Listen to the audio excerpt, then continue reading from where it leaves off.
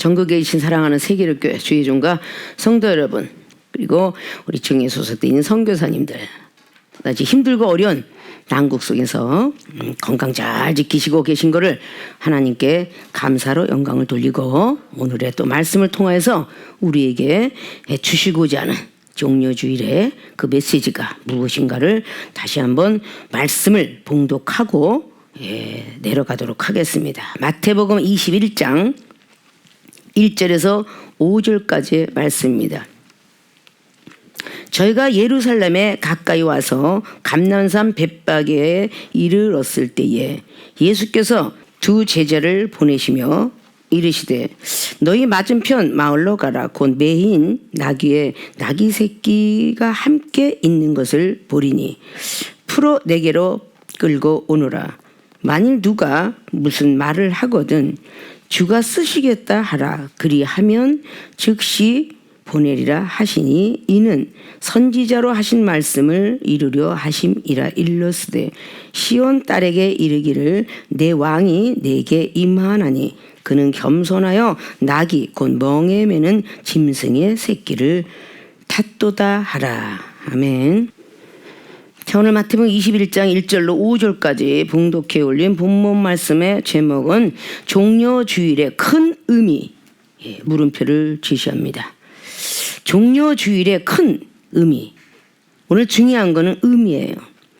종려주일에 대해서 우리가 해마다 또 신앙생활하면서 몇십 년이 걸어가면서 종려주일에 사순절 기간 동안에 그 힘들고 어려운 고통을 마치고 오늘 종려주일 그 주일을 맞이했대. 그럼 이제부터 종려주일에 올라가는 그 고난주간을 통하여서 예루살렘 입성을 하는 그 모든 부분이래라는 것들을 너무도 많이 잘 알고 있어요. 그것이 바로 오늘 종려주일의 큰 의미라는 말입니다.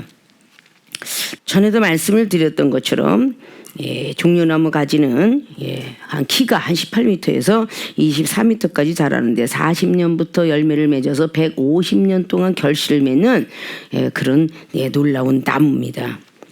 자, 그리고 종려주일을 항상 예루살렘에 입성한 날이 주일날이었다라는 것 역시 또다시 상기시켜서 기억하시고, 호산나 주일이라고도 말합니다. 그리스도 순환서를 낭독을 했다 해서 호산나 주일이라고 말한다고 하죠. 세례 지원자의 주일이다. 세례 받기 위해서 준비한 날이 돼서 그런 말씀을 쓰고 있다고 하죠. 자, 사순절 기간 중 우리가 4일이 끝났다라고 말씀을 전자해 드렸습니다.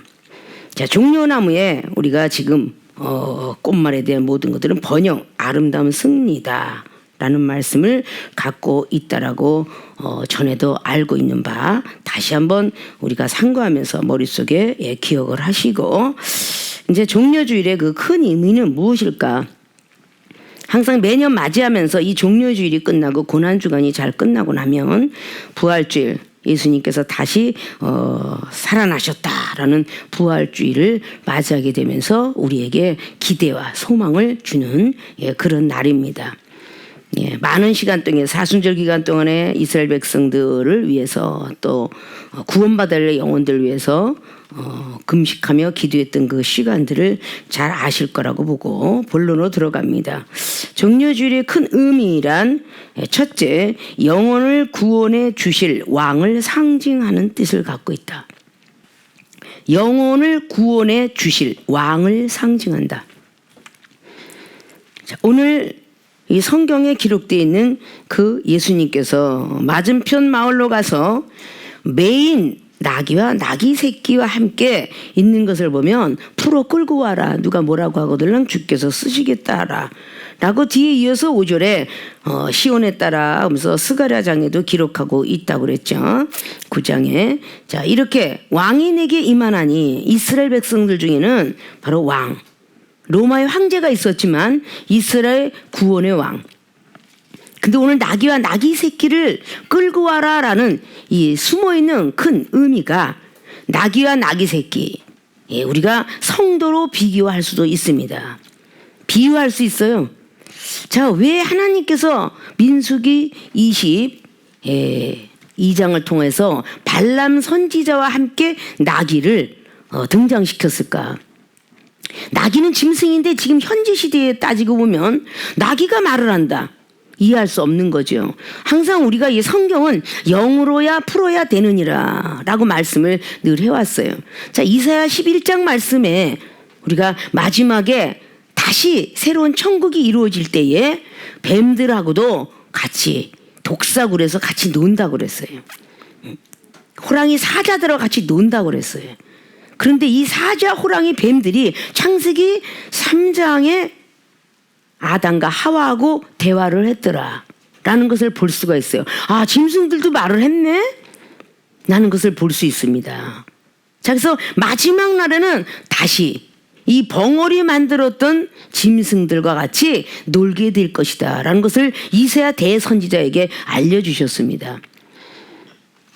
우리 사람도 비밀을 지키게 하기 위해서 벙어리 만들었던 사건이 누가복음 1장에 바로 세례 요한을 탄생시켰던 바로 사가랴 제사장에게 이불 벙어리를 만들었습니다. 그리고 탄생되고 나서 요한이라고 이름을 짓고 그때부터 입을 열게 되었죠. 자, 입을 누가 지었느냐라는 말을 우리가 또다시 듣고 살았죠. 모세가 나는 입이 뻣뻣합니다 라고 했을 때 출애굽기 4장 12절 통해서 그 입을 누가 지었느냐? 하나님이 짓지 않았느냐. 자, 입이 있을 때 못 찢으면 그거는 벙어리의 개와 같다라는 걸 이사야가 말하고 있어요. 복음을 못 증거하는 사람이죠.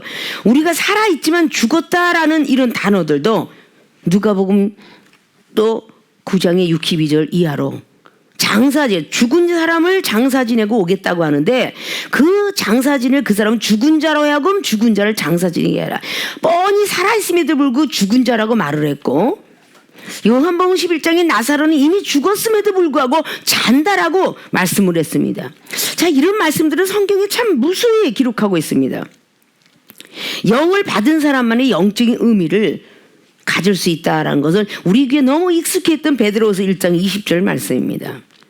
성령의 사람이기 때문에 영의 소리를 듣을 줄 알아야 되고 생각할 줄 알아야 되고 마음에 새길 줄 알아야 되는 겁니다. 그냥 낙이니까 낙이 새끼니까가 아니라 상징적인 우리 모세의 율법이 예수 그리스도의 그분의 상징적으로 또다시 놋뱀을 들렸다 그랬어요. 이거는 요한복음 3장과 마주치면서 이 놋뱀이 들린 것은 바로 뱀은 사단이라고 그랬어요. 예수 그리스도께서 십자가 못 박혀 돌아가시고 다시 부활하는 걸 상징하는 놋뱀의 역사다. 그때에 죽은 자 있고 산 자 있고 그리고 아직도 뱀에 물리지 않은 자가 있다. 근데 뱀에 물렸어도 그는 죽었도다. 하나님을 알았어요. 어떻게 보면 구원의 역사가 일어나지 않았을까. 병든 자가 다시 한번 물린 자가 놋뱀을 바라보니 다시 살았더라. 자, 이런 영적인 모든 말씀들을 나뉘어 보면 우리가 예수로서 그분을 믿고 구원을 받으며 구원받은 백성이 직진해서 천국 간다라고 말을 안 했고 성령으로 거듭나야만 천국 간다라고 성경은 기록하고 있습니다. 성령을 받지 아니하면 천국 갈 수 없다는 것이 요한복음 3장의 니고데모에게 아주 명확히 말씀하고 있습니다. 니고데모는 율법주의자였고 그의 마음과 생각은 분명히 하나님을 믿으면 천국 간다라고 믿고 있었던 그런 유대인이었습니다. 그리고 누구를 막론하고 또 백성들에게 하나님은 살아계십니다. 우리는 죽어서 천국 가야 됩니다라고 가르쳤던 선생 서기관이었더라 그 말이에요. 자, 랍비였죠. 네가 많은 백성을 가르쳐줘. 그런 자에게 왜 성령의 중요성을 주님은 말씀하셨나? 어떻게 물이 포도주가 되는 역사가 일어날 수 있겠습니까? 하고 물과 포도주의 역사도 우리가 육체의 눈을 가지고 육체의 생각을 가지고 보면 그냥 물은 물이요 포도주는 포도주일진데 그런 영적인 큰 의미는 물은 율법이요 포도주는 성령 충만함의 성령의 역사다. 그 율법은 그대로 있으면 죄만 깨달을 뿐이지 천국까지 입성하게 하진 않는다. 그러나 포도주의 역사를 보여주시면서 성령을 받아야만 사람은 거듭나느니라. 그래서 매치가 되죠. 요한복음 3장에 하나님 나라에 들어가려면 성령으로 거듭나야 되고 물로 거듭나야 돼. 이게 물이 포도주.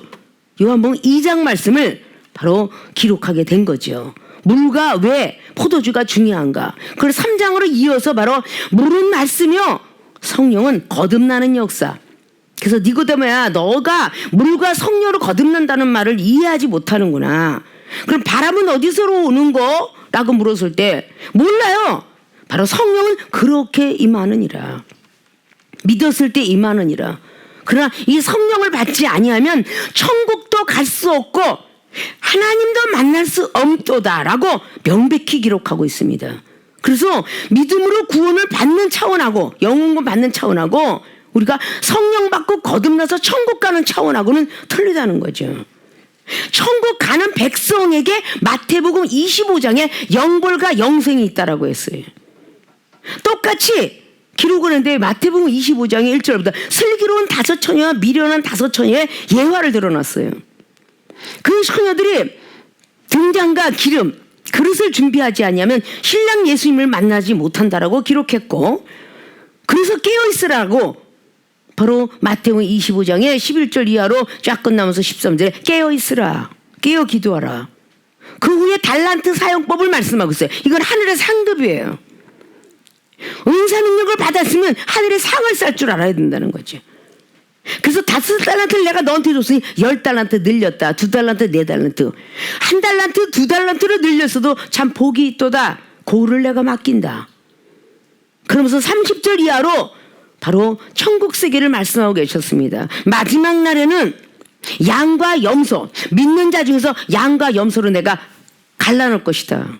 양은 순종하고 쫓아온 성도요, 염소는 뒤를 밀면서 오는 성도다. 거기서 양과 염소도 영혼을 위해서 비유한 것처럼 우리가 나귀와 나귀 새끼를 영혼을 놓고 비유했다는 사실을 우리가 먼저 깨달아야만 영적 세계가 열린다는 것이죠. 왜 양들을 영혼이라고 비유했을까? 누가복음 15장에 양 91마리가 있었는데 다 100마리 중에 한 마리가 잃어버렸던 99마리가 있을진데 왜 한 마리 양을 찾아 그렇게 돌아다녔겠느냐. 양의 비유, 영혼의 비유. 마태복음 13장에 물고기 비유, 영혼의 비유. 호세아 10장 12절에 밭의 비유, 영혼의 비유. 자, 이 모든 것들이 다 영혼의 비유인데 율법을 갖고 있으면요 트이지가 않아요. 그저 성경 속에 있는 말씀 그대로 왜 안 하지 저 목사님이? 이렇게 나오게 돼 있죠. 성경은 전부 영으로 말씀을 해놨다라고 분명히 말씀을 해요. 특별히 너무도 어려운 게 요한복음 6장 말씀이죠. 율법주의자들은 세례 요한 밑에 자란 사람들은 이걸 이해할 수 없는 어려운 말씀들이에요. 그러나 주님은 제자들에게, 오병이 기적을 본 제자들에게, 기적을 본 사람이 하나님의 세계를 믿어드리는 거지 기적을 안 본 사람들은 믿어드리지 않아요. 방언을 본 사람이 환상을 구하고 환상을 본 사람이 예언을 구하는 겁니다. 아무것도 받아보지 못한 사람은 구할 수 없어요.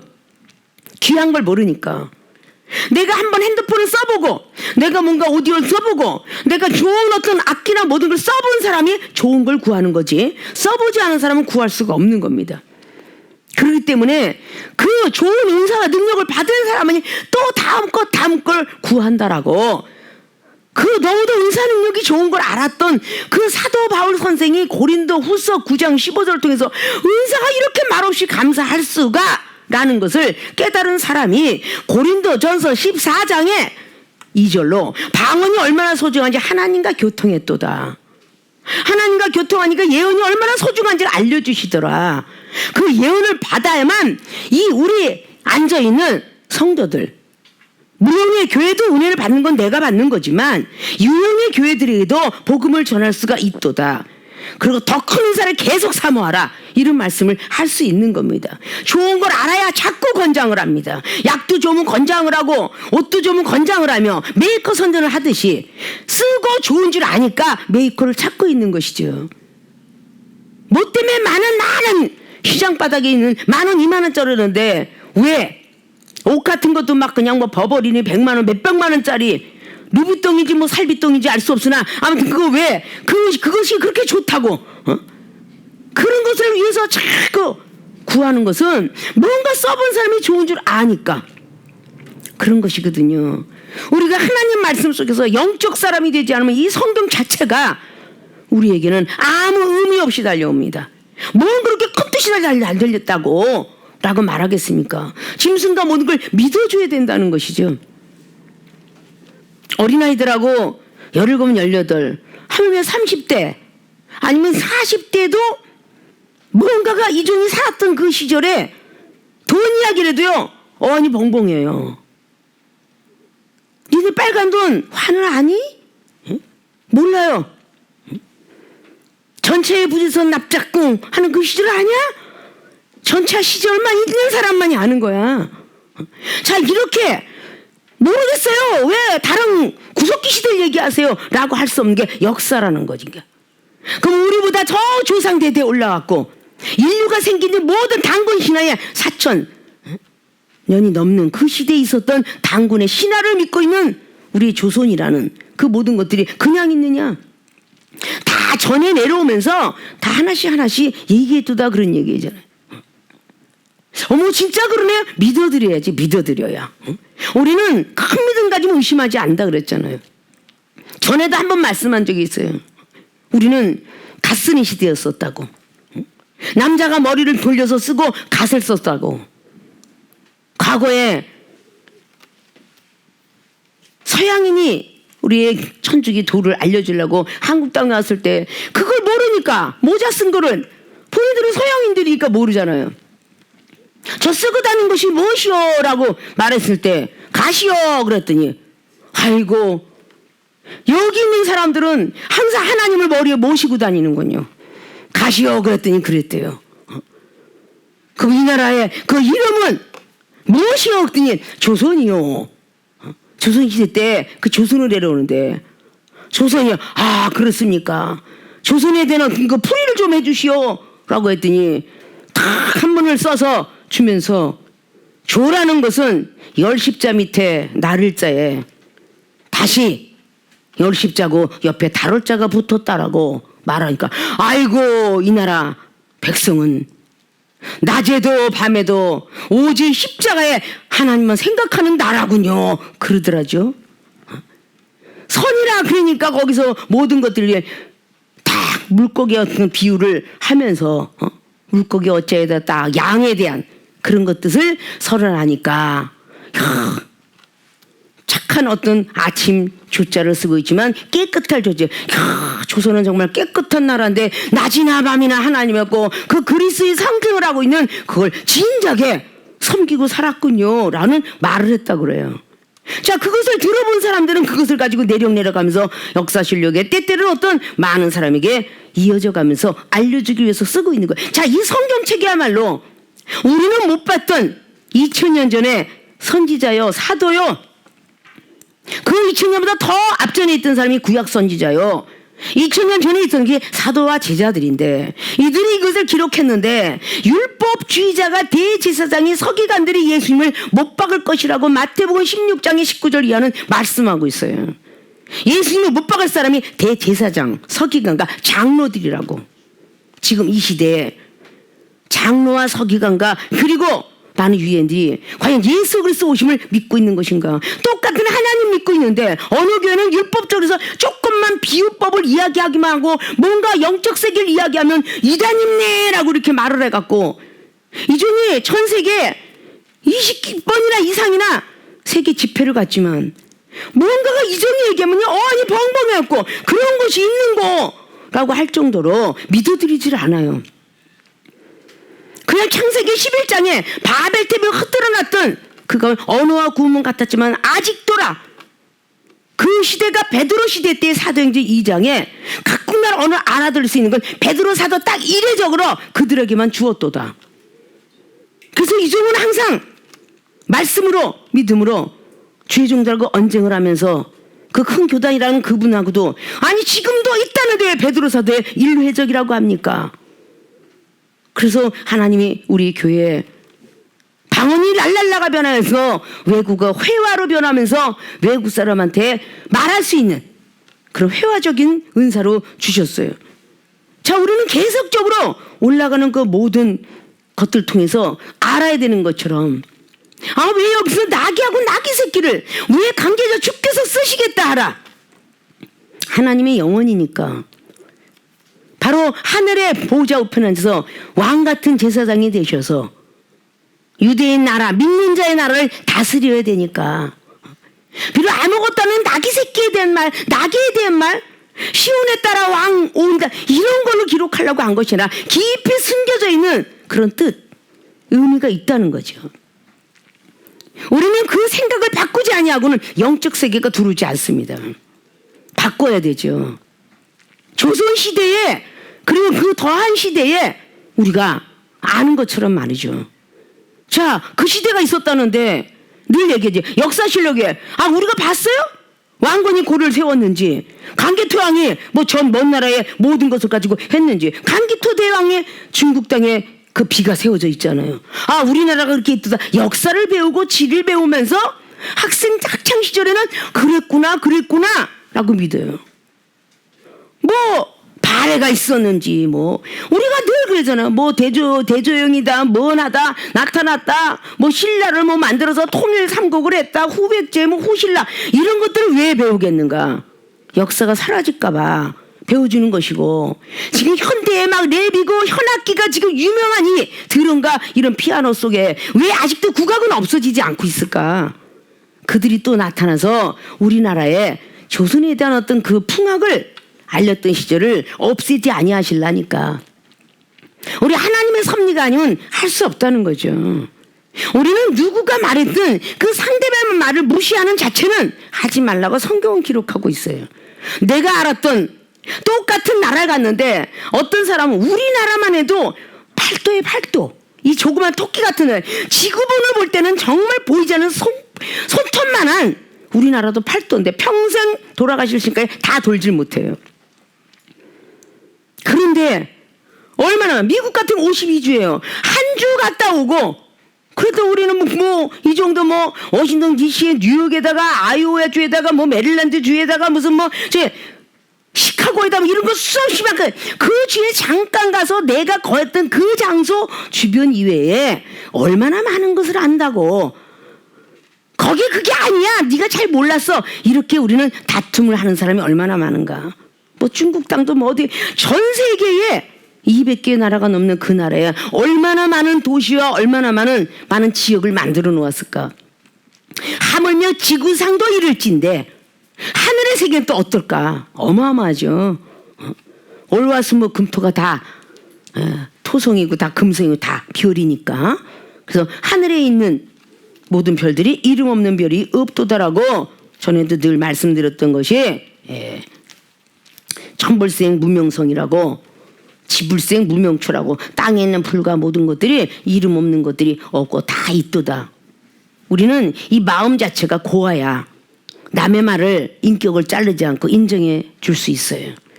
은사능력 받아가면 받아갈수록 하늘의 세계를 더 아는데 더 많은 이해폭이 높아야 되고 깊어야 되고 길어야 되고 넓어야 돼요. 은사능력을 받았는데 점점 왜 옹졸해지고 있을까? 사단이가 좋아하는 영혼이니까. 믿음이 좋을수록 사단은 온다. 믿음이 좋을수록 사단이가 와요. 그래서 베드로 사도가 기도의 최고의 수지자이기 때문에 사람이 나라에서도 인정하지 않으면 훈장 안 줘요. 자, 직장에서도 이 사람이 귀하게 쓰고 상 받을 만하니까 훈장 주는 거예요.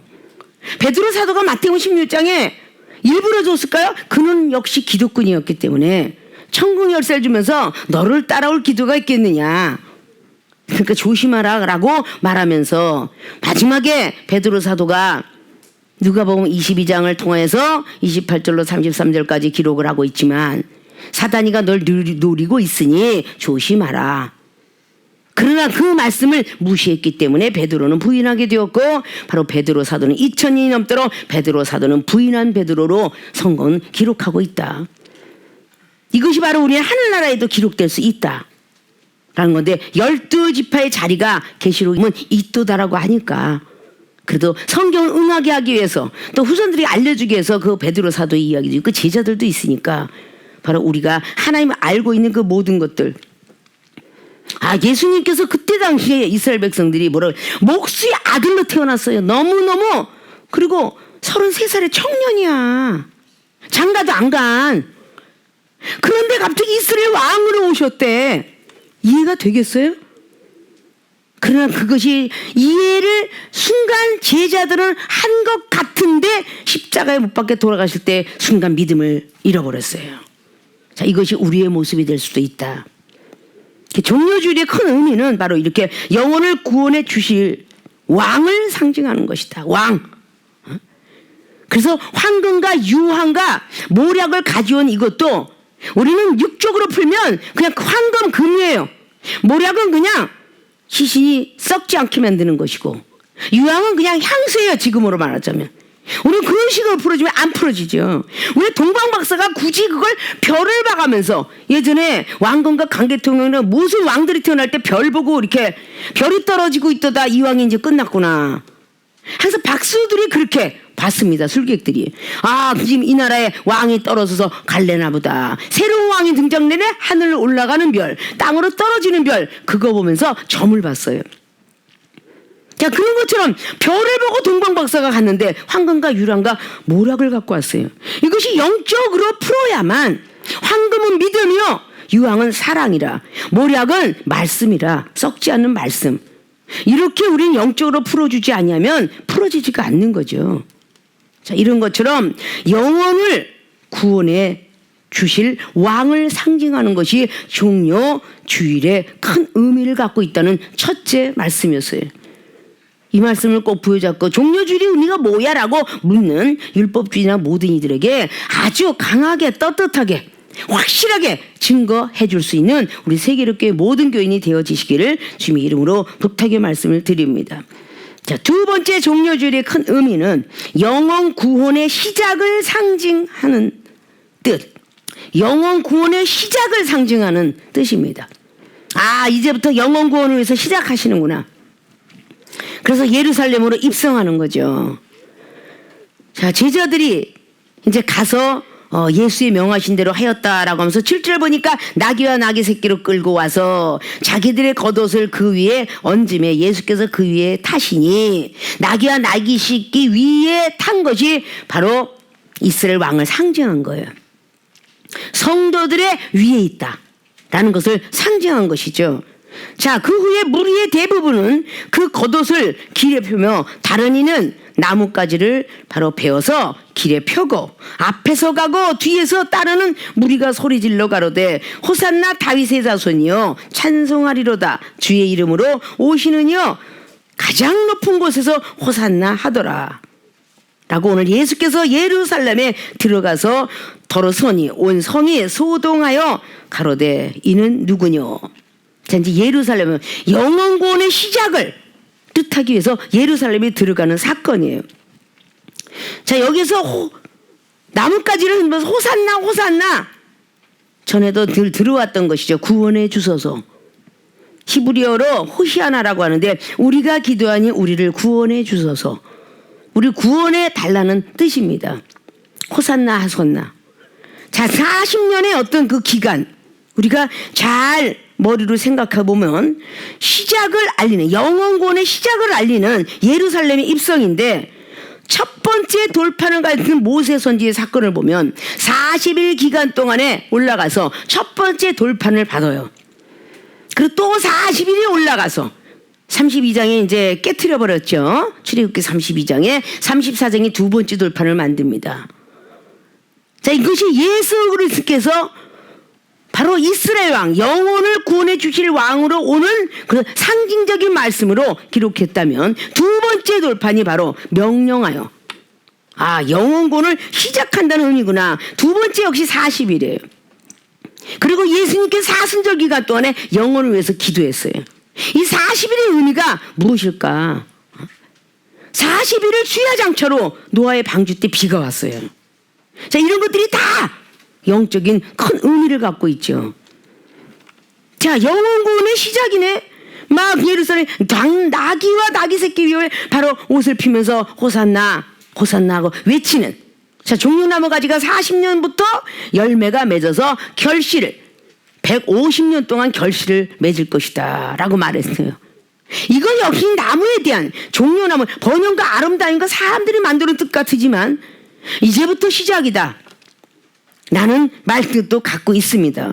예루살렘 입성하는 그런데 계시록의 말씀 보면 예루살렘, 새 예루살렘에서 신부가 단장한 것 같이 내려오더라라는 예루살렘은 천국의 교회의 예표입니다.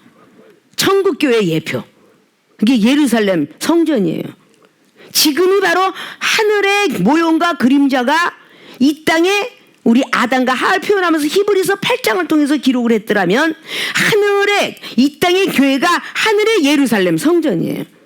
하늘의 예루살렘 성전이 바로 이 땅에 예루살렘에서 오늘 입성하는 길이죠. 주일날 오늘 얼마 안 되어서 이제 주님은 어떻게 되나 이제 십자가에 이제 고통을 받으러 가시죠. 그것이 고난 주간이에요. 계속 고난 주간에 고통을 받다가 결국은 바로 고난 주간의 금요일 날 바로 오후 3시에 십자가에 못 박혀 돌아가시면서 숨을 거두시고 그리고 3일 동안에 옥에 있는 영들에게 복음을 증거했다는 베드로 전서 3장 19절 말씀을 이루기 위해서 그리고 새벽 바로 안식 후 첫날에 바로 무덤에서 살아나셔서 다시 예수님을 가리켰던 갈릴리 바다로 가십니다.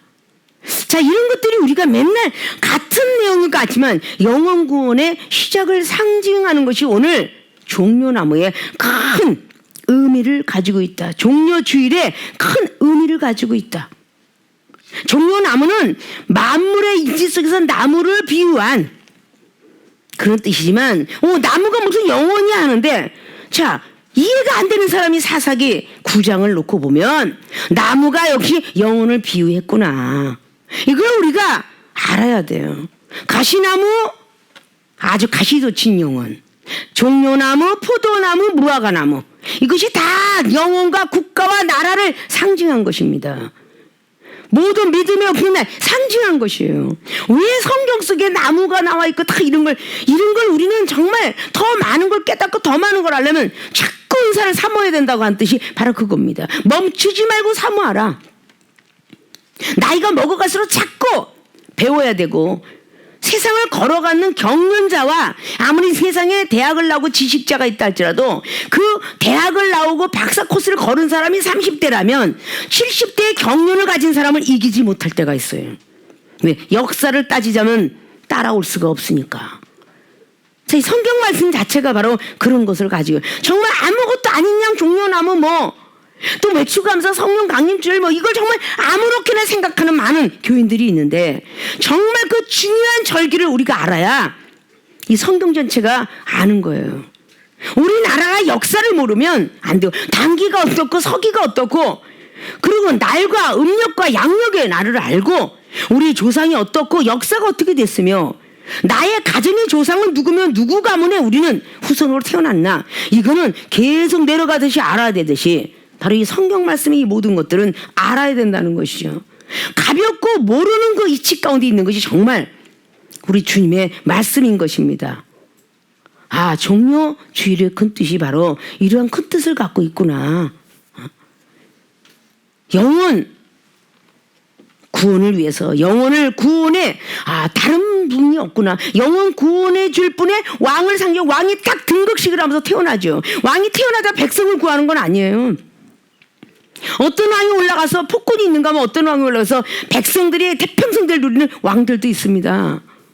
바로 예수님께서 영혼 구원을 시킬 왕으로 태어나시는 분이다라고 상징적인 표가 누가복음 1장에 마리아에게 천사가 말하면서 이 모든 백성들을 구원할 메시아 그분이 태어날 건데 예수라고 지어라. 그분은 하늘의 성령으로 잉태될 것이다 라는 말씀과 함께 태어나신 분이 예수 그리스도 목수의 아들. 육신의 아버지는 요셉이요 육신의 엄마는 마리아다. 그러나 영적 아버지는 바로 성부 하나님이시다 라는 것을 우리는 조목조목 자세히 알아야 되는 것이요. 우리가 그냥 더하기 빼기 그리고 곱하기 나누기는 간단할지 몰라도 숫자 세를 통해서 점차적으로 거기다 제곱 세제곱 두제곱 이거 굉장히 까다롭지만 그걸 제대로 풀지 않으면 공식이 나오질 않아요. 집이 건설이 안 됩니다. 설계가 안 돼요. 그래서 회계 증인사가 있는 거고 다 사법서사가 있는 것이고 변호사가 있는 것이며 모든 것들을 있는 것입니다. 우리는 하나님 안에 요한복음의 15장의 16절처럼 우리가 가고 싶어 온 거고 우리가 하나님 만나고 싶은 거야. 하나님이 우리를 선택했도다. 선택한 사람은 당연히 하나님의 은사와 능력을 부여받아야 된다. 부여받은 사람은 당연히 전할 수 있는 방패와 칼은 가져야 된다. 믿음의 방패, 말씀의 검 해야 된다. 똑같은 복음이라도 나라에서 장군들이 후드는 칼하고 병사들이 후드는 칼하고는 틀리죠. 장군들은 나가서 꼭 승리하라고 왕의 상징적인 표현으로 장군들한테 왕의 검을 하사합니다. 대장군으로 임명하노라. 이것 갖고 가서 왕권을 후두르면서 모든 적군을 물리쳐라. 이것이 바로 역사실록이에요. 바로 하나님의 왕권을 부여받고 해서 성과 성령의 성령으로 말하는 기름 부은 종들, 목사가 똑같이 축도와 축석과 축복권을 주노라 라고 하면서 안수를 받습니다. 그 칼을 대장군이 함부로 칼을 후두른다면, 나의 어떤 개인적인 감정들이 함부로 후두른다면 백성을 살릴 수가 없고 나라를 살릴 수가 없어요. 하나님의 말씀의 종들이 함부로 막 후둔다면 영혼이 죽고, 내 감정 표시, 나를 무시했다고 해서 말씀을 막 칼을 후두른다면 결국은 영혼이 죽는다라는 거죠. 백성들이 죽는 것처럼. 바로 이런 것들이 우리는 잘해서 영혼 구원해 주실 왕으로 등극시가기 위해서 그 상징하는 그날이 종려주일이구나. 그리고 영혼 구원을 이제부터 시작하겠다고 예루살렘에 들어가서 아담과 하와가 짓던 영혼을 구원시키고 십자가에 못 박으면서 사망 권세 이기시고 부활승천하시려고 다시 돌아가셨다가 성경을 응하기 위해서 3일 동안 돌아가셨다가 일어나셔서 사도행전 1장의 8절부터 10절까지 바로 하늘로 부활승천하시더라. 이것을 바로 제자들에게 보이고 제자들을 통해 성경을 기록하게 하고, 이것이 바로 지금 이 시대의 후손에, 그리고 우리나라 그 모든 조그만 나라까지, 그리고 조그만 지역에 우리 세계의 교회까지, 그리고 우리 교인들에게까지 알려주시고자 하는 큰 뜻이 우리는 있는 것을 알아야 될 것입니다.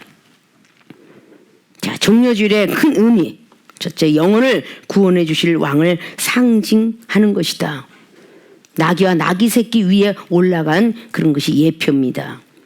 두 번째, 영혼 구원의 시작을 상징하는 뜻이다. 예루살렘 입성할 때에 호산나 다윗의 자손 예수님이시여 우리를 구원해 주소서, 구원해 달라는 그 소식을 바로 갖고, 저분이 예루살렘에 들어가는데 우리를 구원해 주실 바로 유대 왕이시구나. 끝까지 바로 마지막에 부인했던 베드로가 새벽닭이 올 때에 결국은 회개하고, 그 베드로 사도는 큰 능력이 임해서 사도행전에 죽은 자도 살리고 아나니아 삽비라에 되는 그런 바로 무서운 벌칙도 가하게 되는 그런 놀라운 역사가 일어났습니다. 종려주일을 아무렇게나 생각하지 마시고 정말 종려주일의 큰 의미가, 이것이 시작에 있어야 마지막을 아름답게 꾸미듯이, 우리의 옷을 첫 단추 잘못 끼면 뒷단추도 잘못 떼어듯이 우리는 종려주일의 큰 의미가 바로 이렇게 기록하고 있구나 라는 것들을 먼저 머릿속에 꼭 기억하셔서 고난주간들을 잘 부르짖고 외치고 금식들을 또 열심히 또 해가면서 밥만 굶는 것이 금식이 아니라 내 생각도 굶어야 되고 눈도 굶어야 되고 귀도 굶어야 되고, 금식하는 그 순간에는 우리 세계교회 30년 전부터 항상 오전 금식을 한다. 그럴 때는 나쁜 생각하지 말고 나쁜 마음 먹지 말고